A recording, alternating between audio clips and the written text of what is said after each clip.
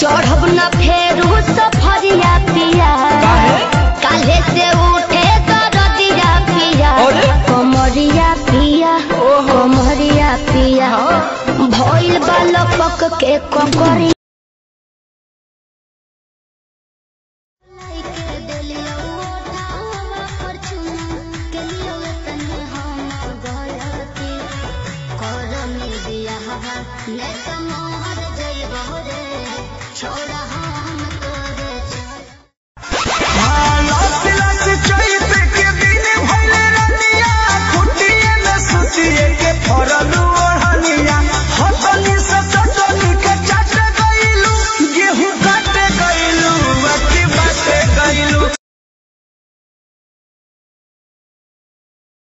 खुशना रहबे कहियो ते दूसरा के कोरा रे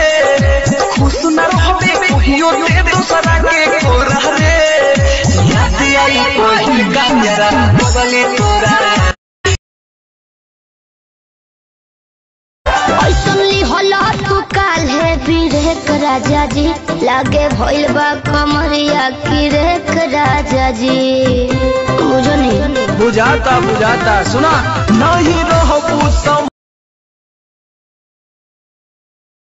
के साथे पढ़ो हनी का खागा घरंगा के नहीं ससुरावा बना के भिखा मंगा के तोरे खातिर गेली कमाई तारा भंगा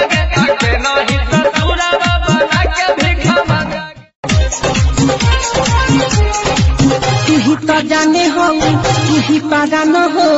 दिलवा के हमारा तुआरा मन हो ओई हला के उठला ले अंत से मोती हरी दिन पर दिन बिगड़ल जाता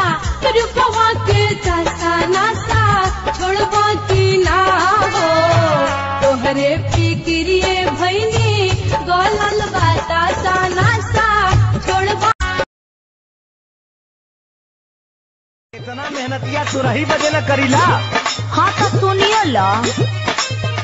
बहुत कोई बात प्यार के न रस पाइबा रात के दिया